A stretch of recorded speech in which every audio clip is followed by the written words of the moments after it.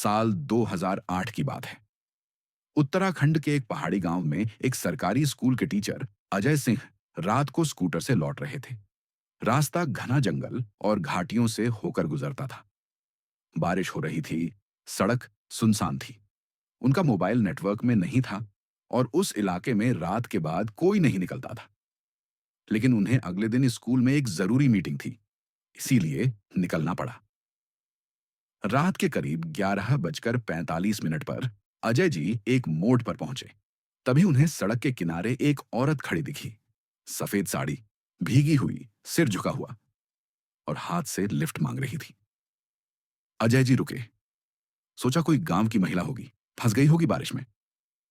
उन्होंने पूछा, आपको कहां जाना है? औरत ने धीरे से जवाब दिया, बस थोड़ा आगे मंदिर के पास तक छोड़ दीजिए। वो चुपचाप स्कूटर पर बैठ गई।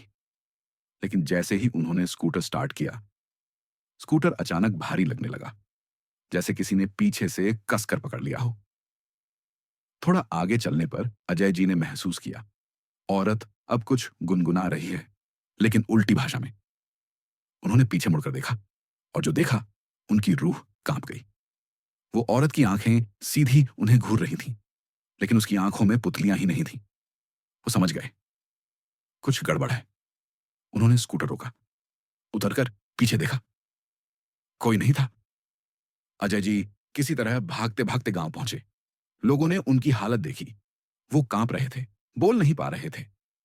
अगले दिन जब होश में आए तो उन्होंने पूरी बात बताई। गांव के बुजुर्गों ने बताया, वो औरत कई साल पहले इसी मोड़ पर स्कूटर से गिरकर मरी थी। बारिश की रात थी, किसी ने मदद नहीं की। तब से हर साल उसी रात वो लिफ्ट मांगती है। अजय जी को यकीन नहीं हुआ, लेकिन जब उन्होंने मंदिर के पास जाकर देखा, एक पुराना टूटा हुआ बोर्ड पड़ा था, यहां सावधानी से चलें। महिला टीचर की दुर्घटना स्थल 1998।